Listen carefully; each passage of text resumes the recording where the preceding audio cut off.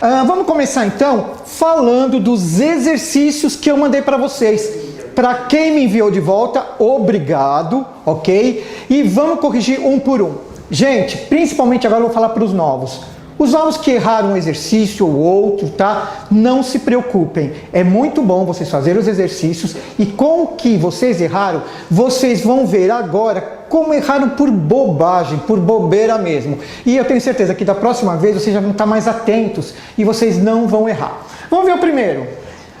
Falando uma coisa, hoje respira fundo que a gente tem muita coisa. Depois dos exercícios a gente vai começar a estudar pronomes e aí se der tempo a gente vai entrar em verbos, tá bom? Gente, não deixem o inglês de lado. Não sei se o coronel já conversou com vocês sobre isso. Falando para os novos, os antigos já sabem. Quem vai bem na prova de inglês consegue aumentar muito a nota com relação a quem vai mal, tá bom? O inglês pode ser um grande diferencial para vocês se saírem melhor do que os outros. Vamos lá. Primeira questão. Se vocês tiverem aí com o que vocês anotaram, tudo peguem para vocês verem em que vocês erraram. Primeira questão era fácil, né? Tinha aqui um quadrinho que tinha Do you think computer games are as good as real life? E ele perguntava apenas o quê? No quadrinho acima, o que a gente pode encontrar? E muita gente respondeu certo, a maioria esmagadora.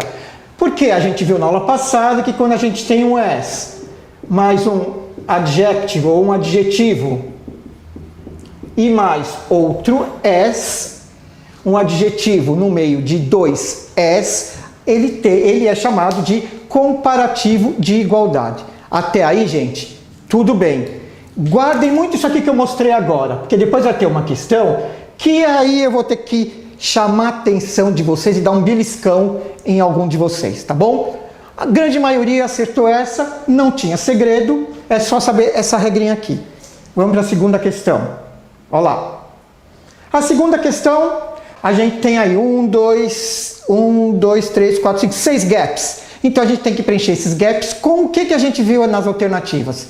Os comparativos e os superlativos.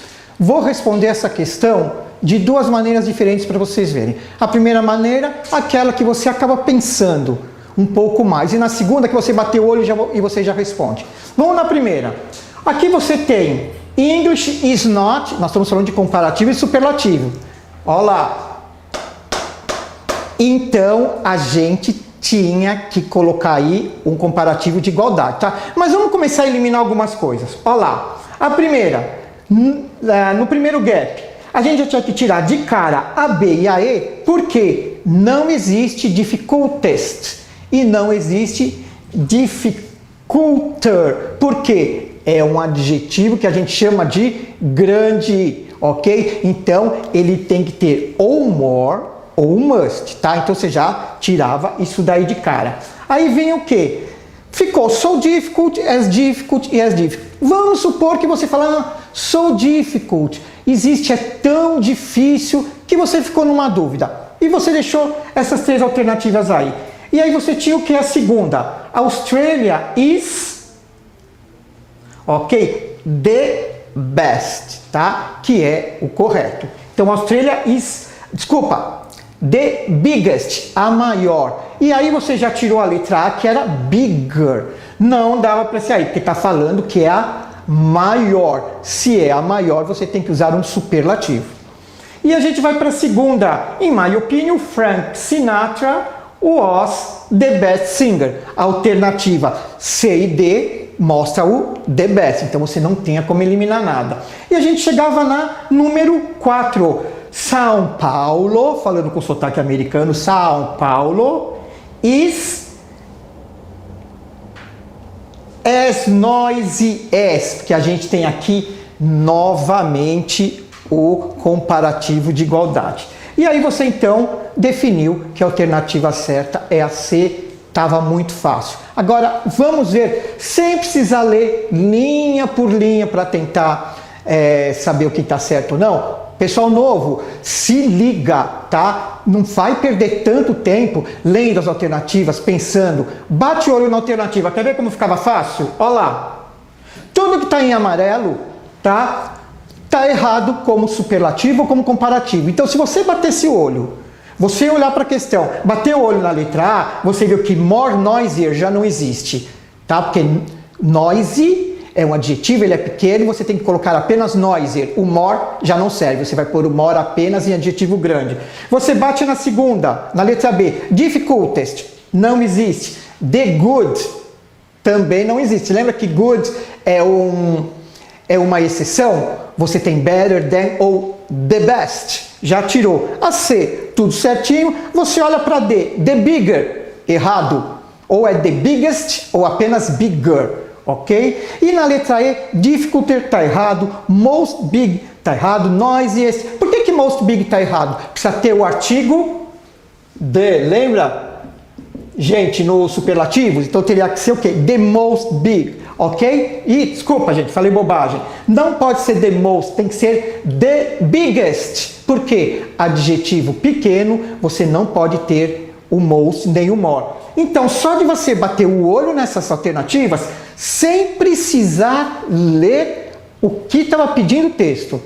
O que estava pedindo a questão. Você bateu o olho nas alternativas, você já sabia que a A, a B, a D e a C, e a D e a E tinha coisa esquisita, que estava errado. Você eliminava elas e só sobrava a letra C. Olha só, você responderia essa questão sem perder tempo nenhum, sem precisar ler gap por gap, linha por linha. Você bateu o olho lá, tá errado, tá errado, tá errado, tá errado, pumba, e já passava para a próxima. Aí você olhava para a carteira do lado, o cara estava lá penando e você já estava na frente dele. Certo? Vamos lá. Olha lá. 3. Ah, 3, gente. Eu enviei errado. Aí não é uma questão de comparativos e superlativos, é uma questão de advérbios, tá? Eu vou dar a resposta aqui, tá? É fast e hardly, ok? Mas nós vamos ver melhor isso na aula de advérbio. Teve gente aí, não vou falar o nome, mas está me olhando, aposto que já está até rindo, que colocou a alternativa E, fastly. Não existe fastly, tá bom? Você que colocou aí, que está me olhando agora. Fast, o advérbio, desculpa, o advérbio de fast vai ser fast mesmo, tá bom? Não existe fastly, não é usável isso daí. Mas a gente vai ver melhor na aula de advérbios. Vamos passar então para número 4. O que ele pedia aqui? Ele queria saber o que a gente encontrava nessa sentença, que é the older I get, the earlier it gets late. Depois eu vou falar a tradução, é meio esquisita, tá? Olha só o que a gente tem aqui. A gente tem older e a gente tem earlier. Eu vou falar uma coisa para vocês. Bastante de vocês colocou como resposta a letra C, comparativo de igualdade. Aí que eu não entendi. Aí eu voltei e esse aluno tinha colocado na primeira questão a resposta certa. E aí, quando ele chega nessa quarta, ele coloca novamente comparativo de igualdade. Aonde a gente tem dois adjetivos entre dois S? A gente não tem aí S mais o old, outro S. A gente não tem S mais early e outro S. Portanto, eu queria saber o que fez esses alunos se confundirem, que na questão 1 eles responderam certinho, e nessa questão 4, eles colocaram também como igualdade, sendo que não existe essa aí, tá bom? Então, muito cuidado, tá? O que ele está falando aí? Older. O que é older? A gente viu exatamente esses adjetivos na aula passada. A gente tem old e a gente tem early, tá? Que é velho e cedo. Old, adjetivo pequeno, e nós vamos colocar older. Ou nós vamos colocar, se for um superlativo, isso para comparativo. The oldest. Comparativo, superlativo. E o early? Se for no comparativo, nós vamos colocar earlier. Lembra? Terminou em Y, na frente veio uma consoante, a gente tira o Y, acrescenta IR. E no comparativo, the earliest. Se a gente tem older e a gente tem earlier, eles são apenas comparativos. Deu para ver como é fácil, gente? Ok? Então, por favor, quem errou, que colocou como de igualdade, veja assim, por que eu coloquei de igualdade, sendo que eu acertei a primeira questão de igualdade e aqui eu não tenho um comparativo de igualdade. Era simples, comparativo. Quinta, numbers. Foi fácil essa também. A gente viu na aula passada tudo isso daqui. Resposta B, por quê? Lembra que eu não nasci no dia 16 de agosto? Que eu nasci no 16º dia de agosto? Então, I was born in February. Eu nasci em February 2, mas a gente tem que colocar segundo em inglês. E depois, então eu tenho 22 anos. Tá? A gente vai usar o cardinal aí mesmo. Aí eu vivo em Nova York, lá na cidade de Nova York, na Madison Avenue, número 23. A gente escreveria aqui, a gente escreveria assim, Avenida Madison, número 23. Em inglês não, a gente coloca Madison, depois o Avenue aqui, e o 23 tem que estar no número ordinal, tá bom? Portanto, 23rd.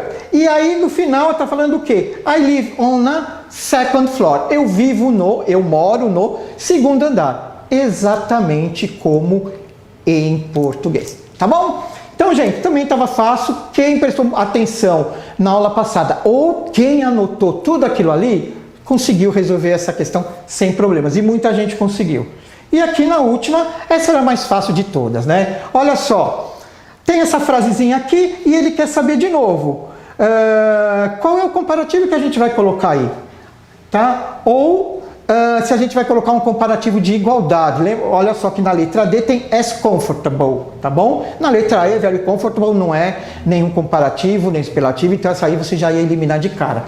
Olha só, eu não tenho o than ali, então já mostra que é um comparativo, esse than que está em amarelinho. Então já falou que é um comparativo, ok? E aí, eu tenho o quê? Olha o adjetivo.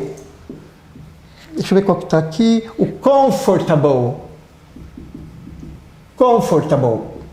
Logo de cara você vai olhar e ver que esse adjetivo não é pequeno nem grande, ele é gigante, tá? Se ele é um adjetivo grande, nós temos que colocar o more comfortable. Por que more e não most? Porque se for o most que está na letra B, ele tem que ter obrigatoriamente o artigo the, tá bom? Então não pode ser. E a gente tem aquele than. Quando a gente tem esse than aí, esse que está em amarelinho, ele já automaticamente diz, é um comparativo, tá bom? Gente, a gente vai começar agora com pronomes, mas antes eu queria saber, alguém ficou com alguma dúvida dessa correção? Tá? Se alguém ficou com uma dúvida, pode falar agora antes da gente começar um novo tema, tá bom? Que aí acaba confundindo todas as coisas. Olha lá, pronouns, pronomes, agora começa, hein, gente? Ah, mas eu não sei pronome nem em português. Sabe sim, você usa pronome o dia inteiro para conversar, o dia inteiro quando você for escrever alguma coisa e principalmente se você estiver conversando com alguém, tá bom? Vamos ver. Pronouns. Quais são os pronomes em inglês? Como vocês viram na aula do professor Pedro, pronomes em português, eu, tu, ele, nós, vós, eles e por aí vai, né? Em inglês, a gente tem isso daí. I, you, he, she, it, we, you and they. Vamos lá. Vamos pegar, para quem não sabe pronome, quem não está muito acostumado com inglês, vamos mastigar a tradução disso daí, tá bom? Olha lá. Eu tenho o quê? I, you, he, she, it. We, you and they. Então, vamos ver a tradução disso daqui, gente? Eu, você, ele, ela, ele, ela, para coisas e animais, nós, vocês, aqui está no plural, lá em cima está no singular, e eles e elas.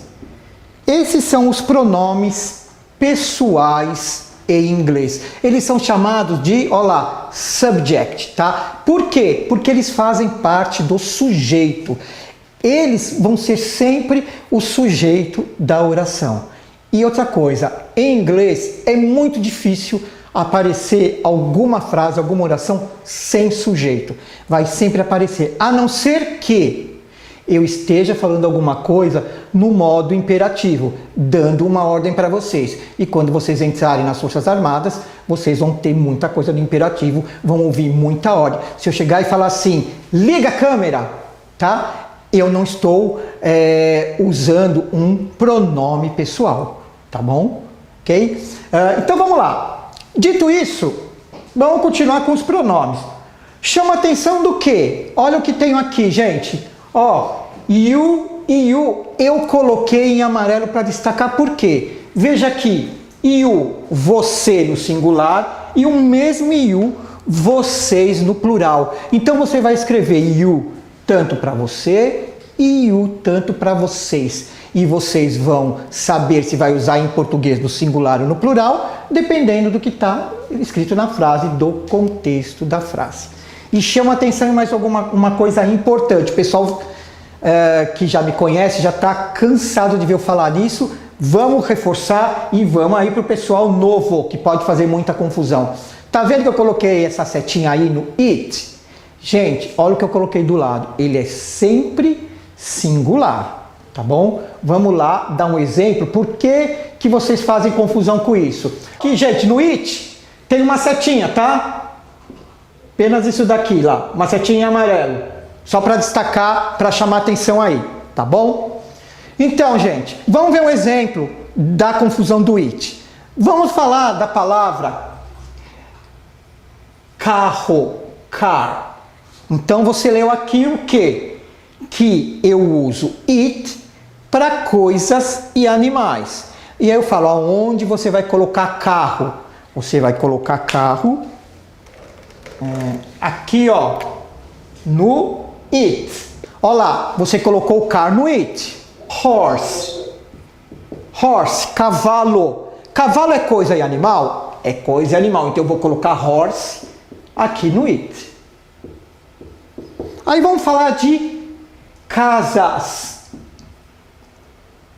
Houses, plural, ó. Tá bom? Houses é coisa? É uma coisa. Eu vou colocar no it? Não. Por quê? Está no plural. Tá vendo? Então eu vou colocar houses aqui no eles e elas. Eu falo, olha aquelas casas, as casas, elas estão pintadas de branco, por exemplo. Então muito, muito cuidado com isso.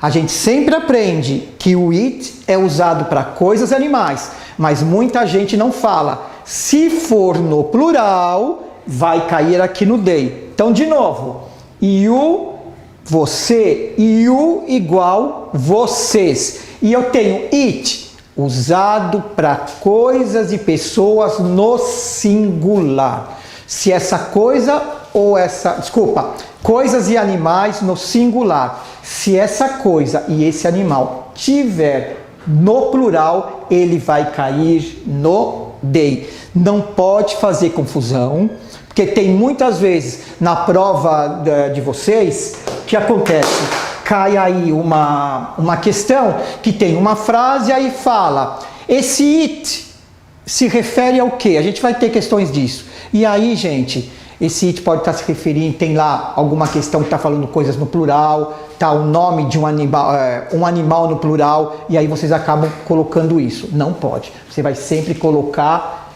it apenas para coisas e animais no singular. Falei muito sobre ele, é para vocês não errarem. Tá bom? Vamos lá. Seguindo. Para que serve o pronome, então? Para a gente conjugar verbo, né? E olha o que está aparecendo aí. Uma conjugação de verbo. E qual é a conjugação que a gente tem aí? Olha só. I am, you are, he is, she is, it is, we are, you are e they are.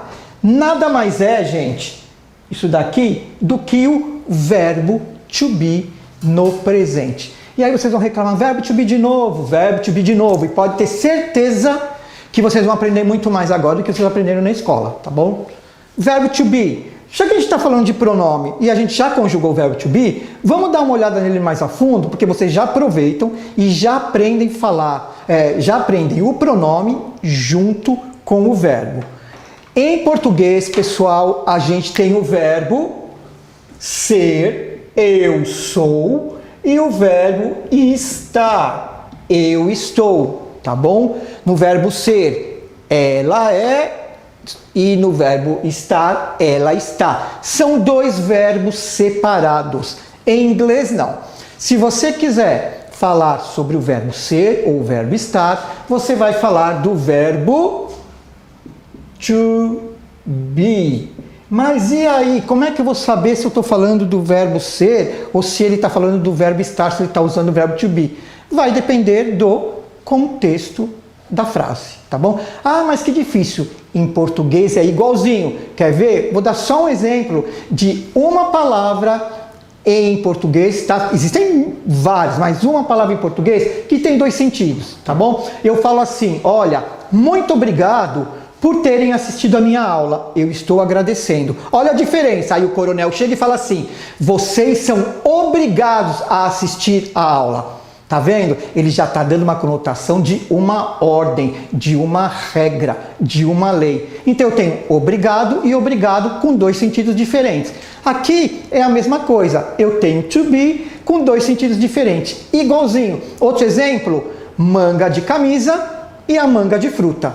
Mesma palavra, dois significados, tá? Então nada de se assustar com o inglês por conta disso. Então caiu o verbo to be, você conjugou o verbo to be como está aqui, ó, na tela, você vai ter que saber se você vai usá-lo como ser ou como estar. E aí vai depender do contexto da frase. Simples assim. Ok? Vamos passar agora. Se eu tenho aqui, eu sou, você é, ele é, ela é, a coisa, vamos chamar o it de coisa que fica mais fácil, tá? A coisa é, nós somos, vocês são e eles são, ou o verbo estar. Eu estou, você está, ele está, ela está, a coisa está, nós estamos, vocês estão e eles estão. Isso tudo é o afirmativo. Eu posso falar o quê? Que eu não estou ou que eu não sou. E como eu faço isso em inglês? Em português a gente apenas coloca o não, né? Olha só como que a gente faz isso daqui em inglês. Eu coloco o não, que em inglês virou not, na conjugação. Olha lá, I am, eu sou ou estou, e I am not, eu não sou ou eu não estou. Voltando aqui, antes da gente ter visto esse negativo, só nesse presente do I am, you are e etc, tá bom? Qual é a obrigação de vocês com o verbo to be? Decorar exatamente isso. I am, you are, he is, she is, it is, we are, you are e they are. Vocês sabendo isso daí, vocês já sabem o restante do verbo to be. Tá bom? Acredito que todos vocês devam ter visto o verbo to be pelo menos uma vez na escola, tá? Ou durante o seu tempo de estudo inteirinho visto o verbo to be. Mas é isso daí, tá bom? Então a gente tem aqui o verbo to be no afirmativo, o verbo to be no negativo. E como que eu faço no interrogativo?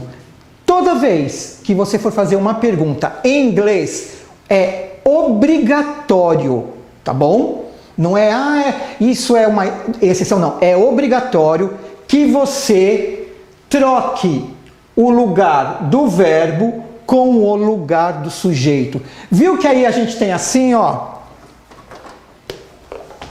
Vamos ver mais para baixo. Olha lá. She, a gente tem she's, certo? Aí eu tenho o não.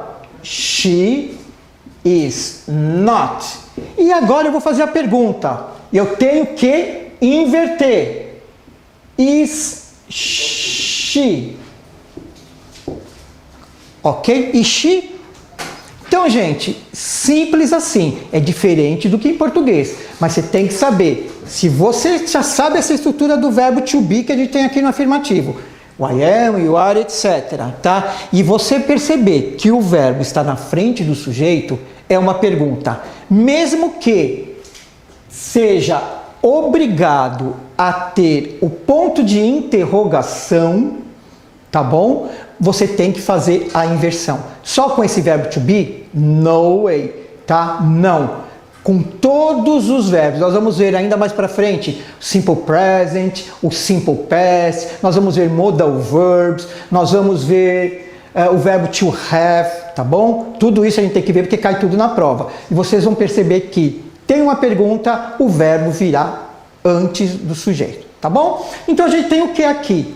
O verbo to be no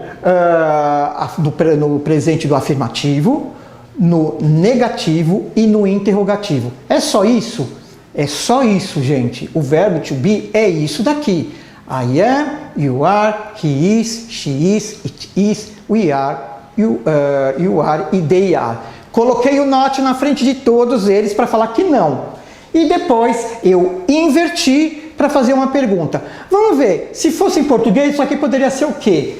Ela é ou ela está, ela não é ou ela não está, e aqui, ela é, ela está, tá vendo? A gente tem essa entonação, tá?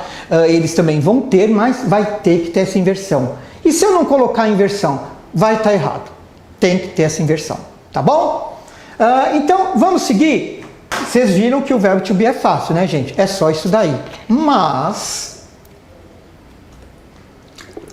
quando a gente fala de verbo, a gente tem o presente. Deixa eu falar isso aí primeiro. Olha lá, vocês viram que eu estava I am, you are, he is, etc. Eu posso fazer a contração deles. E aí vai ficar o quê? I'm, your, his, she's, it's, we're, your e their. É muito usado isso aqui, ó, gente. Tá vendo, ó? Em vez de ser you are not, tá you aren't. He is not. Então, voltando. Tá vendo aqui? I am virou I'm. You are virou your. He is virou his. E aqui, you are not virou you aren't. He is not virou he isn't.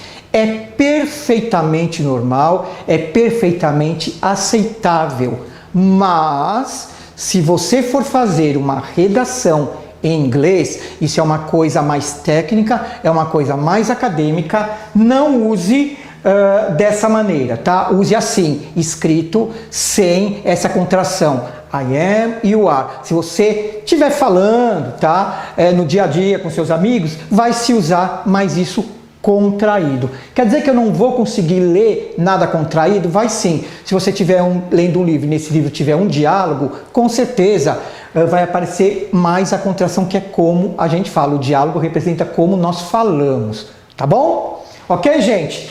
Então, se eu tenho o verbo to be no presente, eu sou ou eu estou, eu tenho ele também no passado. Eu era ou eu estava. O que aconteceu com aqueles pronomes pessoais? Nada, ele permanece o mesmo. O pronome pessoal, gente, que é esse sujeito, ele nunca vai mudar. Ele vai ser sempre o mesmo para conjugar todos os verbos.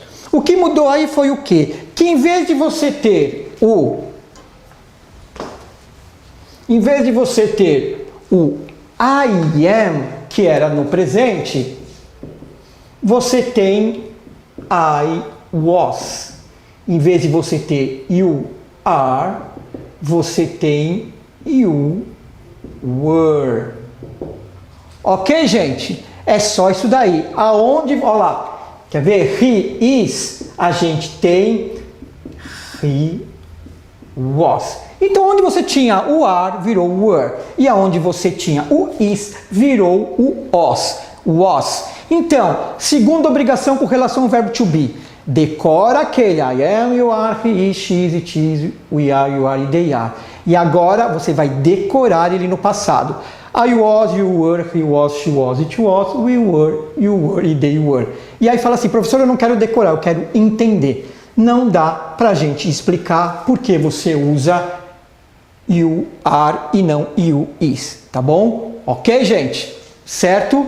E aqui você tem exatamente como a gente viu no presente. A gente não colocava o not, Apenas para a gente negar, I am not. Aqui fez a mesma coisa. Você também colocou o not. I was not. Tá bom?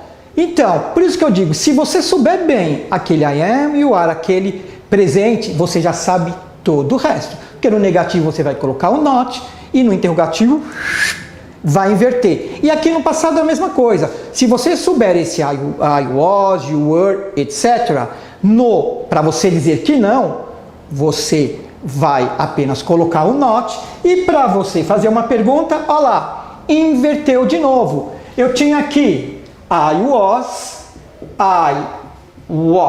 not.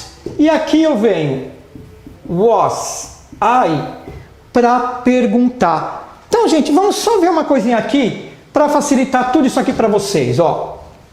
Peraí, tem uma outra coisa para mostrar. Tem aqui também a contração. Lembra do I was not, you were not? Ele virou o quê? I wasn't, you weren't, tá? He wasn't, she wasn't, it wasn't, we weren't, you weren't e they weren't. Só chamar a atenção de uma coisinha de vocês também. Cuidado, tá, gente? Quando eu estou fazendo isso daqui, ó, vocês não vão falar para ninguém, tá? Hoje eu aprendi como abreviar, isso não é uma abreviação. Isso se chama contraction, isso se chama contração. O que é uma contração? Você tem a palavra, você tira uma letra e coloca esse apóstrofo, tá bom? Porque abreviar é eu falar assim: professor, senhor, doutor, avenida, rua. Isso é abreviar, isso é contrair. O apóstrofo não pode falar que você está abreviando, tá bom? Está falando errado. Então, gente, vamos ver aqui uma coisinha. Só para terminar o verbo to be. Só para a gente traduzir, para não ficar tão difícil. Olha lá. They are.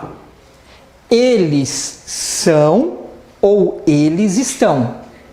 Tá bom? Eu tenho they are not. Eles não são ou eles não estão. Are they? Eles são, eles estão. E aí eu tenho they were. Eles eram ou eles estavam. They were not. Eles não eram ou eles não estavam. E finalmente were. They. Eles eram, eles estavam.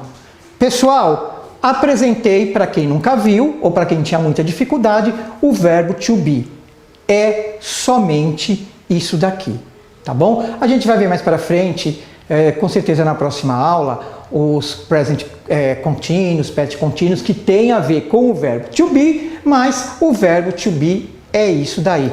Simples assim. Então, de novo, decore o presente. I am, you are, he is, she is, it is, we are, you are, they are, e coloca o not na frente para negar e inverte para fazer uma pergunta. E aí você tem o verbo to be no passado. I was, you were, he was, she was, it was, we were, you were, they were.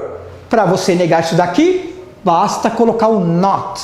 E para você fazer uma pergunta, você inverte o sujeito com o verbo e aí você está fazendo a pergunta. Verbo to be, gente, é só isso. Não tem bicho de 7 cabeças, não tem por que ficar com medo do verbo to be. É apenas isso daí. Tá bom? Gente, a aula que vem nós vamos continuar com pronomes, tá? Nós vamos ver o que a aula que vem? Nós vamos ter os pronomes objeto, nós vamos ter os pronomes possessivos e adjetivos, olha que bacana. Depois só os pronomes possessivos, os pronomes reflexivos e aí a gente vai entrar no que? Simple present, simple past e o present e past continuous. Tá bom, pessoal?